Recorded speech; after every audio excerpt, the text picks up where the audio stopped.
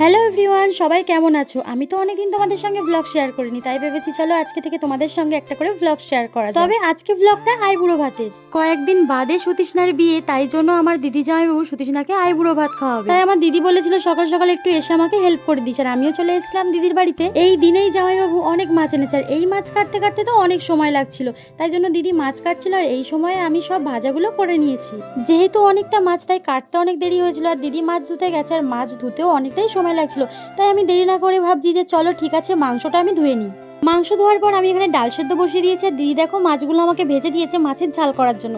আর এদিকে আমি তাড়াতাড়ি করে মাছের ঝালটা করে নিচ্ছিলাম, কারণ অনেকটাই দেরি হয়ে গেছিল, আর যাকে আমরা আইবুড়ো ভাত খাওয়াবো তারও আসতে অনেক দেরি।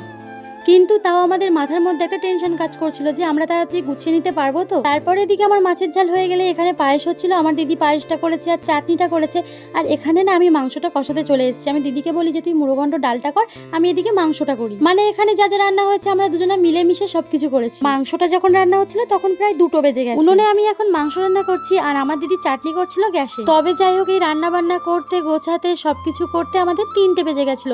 আর এখনো কিন্তু আমরা যাকে আইবুড়ো ভাত খাওয়াবো সে এসে উপস্থিত হতে পারেনি, কারণ ও গিয়েছিল পার্লারে। যেহেতু বিয়ের আর বেশি দেরি নেই, হাতে মাত্র 2টো দিন, ওই জন্য।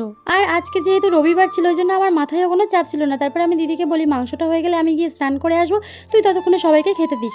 আর স্নান করে আমি কিন্তু চলেও এসেছি। আসার পর আমার দিদি আমাকে বলে যে আইবুড়ো ভাতের থালিটা তুই রেডি কর, সবকিছু সাজিয়ে গুছিয়ে রাখ, তারপরে ও আসলে ওকে দিয়ে তারপরে আমরা খেতে বসবো। কিন্তু ওর আসতে একটু দেরি হয়েছিল বলে আমরাও খেয়ে নিয়েছিলাম। খেয়ে তারপর ও আসলে ওকে দিয়েছি, দিয়ে আমরা এখানে বসে আছি। এবার দেখো দেখো তো ওকে লাল শাড়িটা পরে কত সুন্দর লাগছে, কত মিষ্টি লাগছে না? বিয়ের আগেই মনে হচ্ছে লাল টুকটুকে বউ হয়ে গেছে।